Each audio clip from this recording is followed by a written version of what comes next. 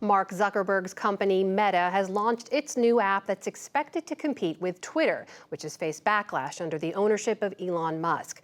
The text-based app, known as Threads, looks nearly identical to Twitter and has seen more than 30 million users sign up since yesterday's launch. Mike Isaac is a technology reporter for the New York Times, and he's been covering it all. Mike, welcome and thanks for joining us. 30 million signups as of noon today. Was that to be expected, or does that number surprise you? It certainly surprised me. It's even really surprised Mark Zuckerberg, who woke up this morning and around 8 a.m. posted 30 million. And last night he was posting every couple of hours, basically, as the numbers of users ticked up. So I think even inside of Instagram, Facebook, and Meta, they're really surprised at how quickly people are embracing the app. So I think you've been testing out the new app, as have I, many other people too. What do you think? How is Threads going to compete with Twitter?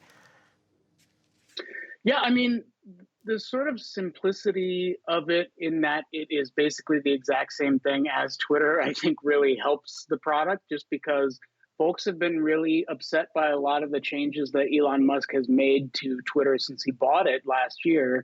And they basically wanted another Twitter, but not owned by Elon Musk. And this also lets you import the graph of people that you follow on Instagram over to the new app, which basically makes it easy to get up and going right away instead of having to follow a bunch of people right off the bat. And the functionality is basically the same, right? It's text-based. Still have a scrolling feed. You can post videos and pictures too. But what about the timing, Mike? Why now? Why is Mark Zuckerberg going into Twitter's territory right now?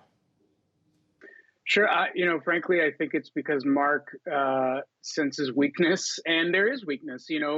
Since Elon Musk took over Twitter, he's made a number of strategic and business missteps.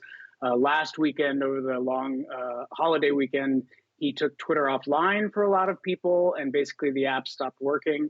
And, we were talking to the head of Instagram yesterday, and our reporting basically said that they started developing the app inside of Meta last winter when they saw that Twitter was really in tumult. And Facebook and Mark Zuckerberg are intensely competitive, and they want to gain as much territory as they can. And they saw that Twitter gave them an opportunity to do so. So in terms of a response from Elon Musk, there's some reporting that Twitter's threatening to now sue Meta over Threads, sending Zuckerberg a cease and desist letter. We know Musk has been tweeting about this afternoon. He tweeted this saying, "Competition is fine, cheating is not."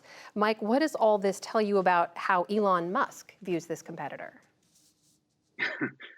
He is not happy for sure. He has been basically pushing back, trying to get folks who are quote unquote scraping Twitter's data or using it to build other apps and services.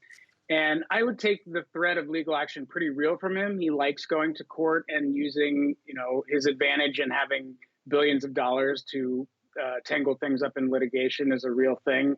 That said, he has a pretty formidable opponent in Meta and Facebook, which has also got very deep pockets and is willing to go to battle over this, as they said before, that the suit they believe is baseless. You cannot separate these apps from the men in charge. You have two tech giants here in Mark Zuckerberg and Elon Musk. They've engaged, as you mentioned, in their own personal feud online, even threatening to physically fight one another. How does all of this competition factor into these business decisions right now?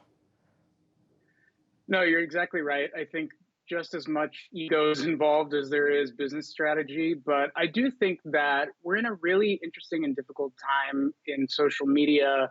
And there was an assumption for a long time that Facebook kind of owned it all, but it feels more up for grabs in a lot of ways that probably wasn't true a few years ago. So you see, Twitter sort of on the ropes, Meta creating new apps, different startups like, Blue Sky, Mastodon, Spill. There's a bunch of different companies that feel like there's an opportunity here.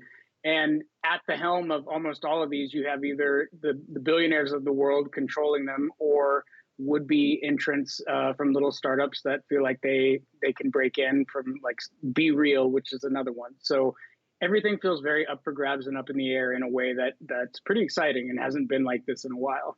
We'll see what happens next. That is Mike Isaac, technology reporter from the New York Times, joining us tonight. Mike, thank you. Good to see you. Thanks for having me.